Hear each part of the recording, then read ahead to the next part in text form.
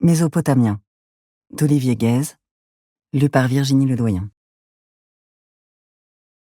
Ce samedi ensoleillé de septembre 1903, William et Elizabeth avaient réservé une surprise à leurs invités. Ils avaient convaincu Emmeline Pankhurst et 2 de ses filles de venir déjeuner. Un joli coup dont le tout Londres jaserait quelques jours. Les Pankhurst étaient les chefs de file des suffragettes. L'union sociale et politique qu'elles avaient fondée exigeait le droit de vote des femmes, interdit au Royaume-Uni. Emmeline prit la parole entre le roast-beef et la tarte à la rhubarbe. Les suffragettes étaient prêtes à la lutte et feraient usage de tous les moyens pour parvenir à leur fin, y compris descendre dans la rue, interrompre des meetings et braver les coups et la prison s'il le fallait.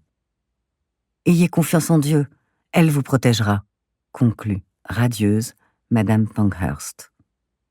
L'Assemblée, qui comptait un certain nombre de New Women, lectrices de George Sand et d'Ibsen, aspirant à l'émancipation sexuelle et à une vie régie selon la morale de leur choix, l'applaudit chaleureusement. Gertrude s'abstint. Elle était contre, leur dit-elle. Le mariage et la maternité étaient l'ordre naturel de la société. Les femmes n'étaient pas indépendantes. Elles ne connaissaient rien à la politique ni à la diplomatie, réservée aux hommes, pour de bonnes raisons, insista-t-elle. Aussi n'étaient-elles pas mûres pour voter.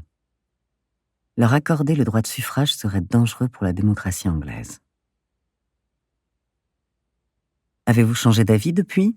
lui demande William, en se tournant finalement vers elle, peut-être parce que son autre voisine est plongée dans un crabe farci aux huîtres et qu'il ne touche pas au sien. « Pas le moins du monde, » répond Gertrude.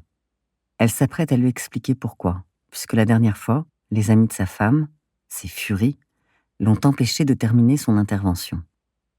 Mais le son aigu d'une fourchette cognée contre un verre l'interrompt. Charles entame son discours, et tandis qu'il remercie ses parents et rend hommage à la sublime Molly, Gertrude bouillonne soudain de rage. Une vague de colère la submerge. Contre William, ce trop beau garçon au sourire enjôleur, dont l'aisance, les cheveux huilés et le plastron scintillant l'insupportent. Contre ce vieux cochon d'Édouard et ce repas interminable, ces plutocrates qui singent la vieille noblesse anglaise, et ces aristocrates qui se profanent devant les parvenus, contre ces gens et leurs faux-semblants, cette bonne société si satisfaite d'elle-même, où elle ne trouve pas sa place. Il lui donne envie de repartir sur le champ, vers ceux chez qui elle a trouvé du réconfort, une certaine sérénité et la joie de vivre, ces dernières années. Les Arabes.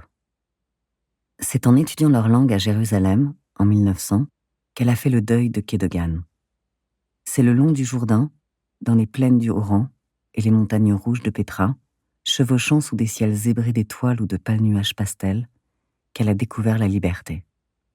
C'est dans leur désert qu'elle a rencontré ses pareils, les nomades, des hommes insensibles à l'effort et inaccessibles, romantiques, rebelles et conservateurs, les bédouins.